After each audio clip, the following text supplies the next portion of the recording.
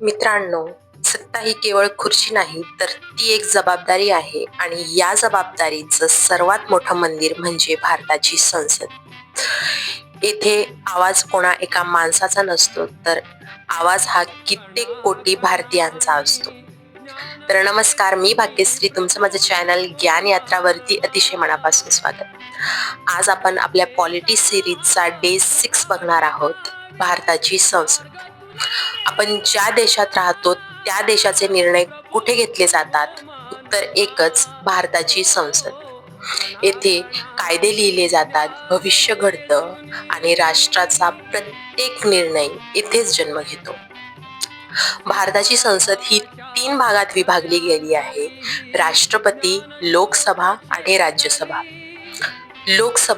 लोकसभा ही ती जागा आहे जिथे तुमचा आमचा प्रत्येक भारतीयाचा आवाज हा थेट पोहोचला जातो. त्याचप्रमाणे लोकसभेमध्ये कायदे बनवणं, बजेट पारित करणं, त्यानंतर सरकारवरती नियंत्रण ठेवणं ही कामे केली जातात. त्यानंतरची राज्यसभा. राज्यसभा म्हणजे शांतता. लोकसभेमध्ये जे काही वेगावेगाने घाईघाईने निर्णय घेतले जातात, त्या निर्णयांना दिशा देण्याचं काम, त्या निर्णयांची गुणवत्ता वाढवण्याचं काम राज्यसभेमध्ये केले जातं आणि राज्यसभा ही कधीही विसर्जित होत नाही. त्याचप्रमाणे कायदा कसा तयार होतो, तर एखादा प्रस्ताव आणला जातो, त्यावरती चर्चा, वाद, दुरुस्ती हे सगळं केलं जातं.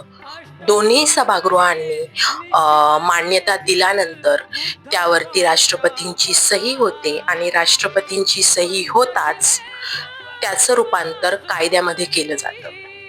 तर भारताचं उद्याचं स्वप्न हे आज संसदेत चर्चेला असणाऱ्या एका वाक्यात आहे.